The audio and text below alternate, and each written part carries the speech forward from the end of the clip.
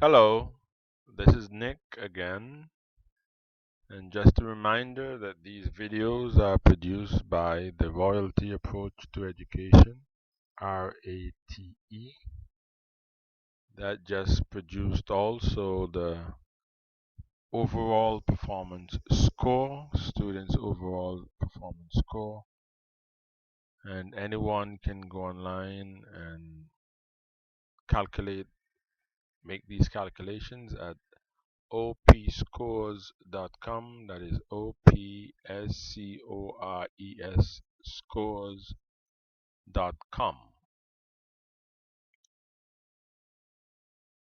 And also, if you want to see my writings, you can go to thebookpatch.com, thebookpatch.com, and also teacherspayteachers.com. That is teacherspayteachers.com. We are still on part 1, classroom management behavior, section A, maintaining classroom discipline, or maintaining discipline in the classroom. In the previous video, we spoke about the different types of classes that a new teacher, or whether it's a new teacher or a new teacher to a school, could encounter at a school. That is in the previous video. And in this video, we are now talking about the types of students that one could meet in terms of the individual types of students. So before we spoke about the classroom in general, now we are speaking about the individual groups of students, the possible types of students that a teacher could encounter. And again, remember, we're still talking about the whole aspect of discipline and behavior and how that can be controlled in the classroom. And we are still talking about what happens before the teacher gets into the classroom, before the school year even starts. So the first group of students that I want to mention are what I consider to be the great students, the ones that everybody would love to have. These are what we call great students, and there's everything superlative about these types of students. Then you have the not so great students. They have some modicum of excellence. You want to have those students also, but they might not be as excellent as the great ones. Okay.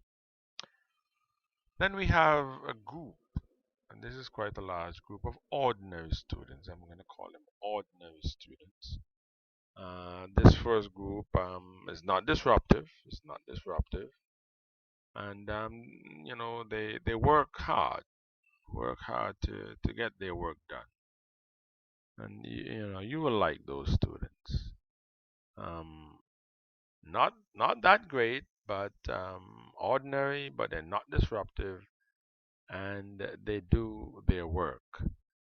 Then you have the ordinary students that are still not disruptive. They don't really cause any behavioral problems, but they don't do their work. They don't do their work. They're not that bad, but not that good either. So you have the ordinary students that are disruptive. Now the problem begins. Now the problem begins. These are disruptive students, and they don't do any work. So we're beginning to experience some level of problems now. Then you have the ordinary students that are very disruptive, and they do no work. They're disruptive and they do no work, but in this case, you don't know why. You're there all confused as to why they're not doing any work. Now, there are times when the student is disruptive and does not do any work, and you actually know why. And sometimes you can try to create some systems to address the problem. But when you don't know why the student is doing it, and there's no logical reason why they're doing it, then it does become a problem, an additional problem. And you have the ordinary students that is in your class, and you wonder why they are there. Generally, when students are placed in your class, you have no control over that. You could report it to the department responsible for placing students, but sometimes you have students in your class and you really don't understand why they're in that particular class, because for a number of different reasons you just think that they should not be there, so it could be quite confusing. And then they have ordinary students that are too ordinary. It seems as if they're too ordinary to be classified as ordinary. But there are times when you don't know where else to classify them or what category you should use to classify them, and you just stay with that sometimes for the rest of the school year, without knowing exactly what to do with them. So those were the ordinary students. You have some problems, but not as bad. But then comes the real problem, or series of problems, and these are students that will really cause you to wonder whether or not you want to continue or begin or continue teaching. But you should not allow them to discourage you. But you will find them. You will find them. They will challenge you significantly. Now remember, we are still talking about regular students. These are not students that are classified as special education students, students with special needs and so on. These are regular students that you will most likely have in your classes, except if you are a special education teacher. Well, that's something quite different. But again, remember, these videos are created on the assumption that we are talking about regular class, regular ed students, or regular education students. So let's call this group of students the dailies. I decided to call them the dailies because one of them is going to do something problematic every day. There might not be that many. Sometimes you have several of them that do things, but on an average, at least one of them will do something. Okay, so you have the dailies that are intelligent. They're very intelligent, but they spend most or the entire time disrupting the class. Many teachers have experienced these students. So you will have to deal with that level of students where they're very intelligent, they're very capable of doing the work, but they just spend the time disrupting the class. Very bright, and they can do the work, and many times they do complete their work, but it's the disruption that really causes the problem. Again, as the videos continue, we will deal specifically with these cases. Then you have the regular dailies that are not very intelligent, not very bright, but they are constantly disruptive also.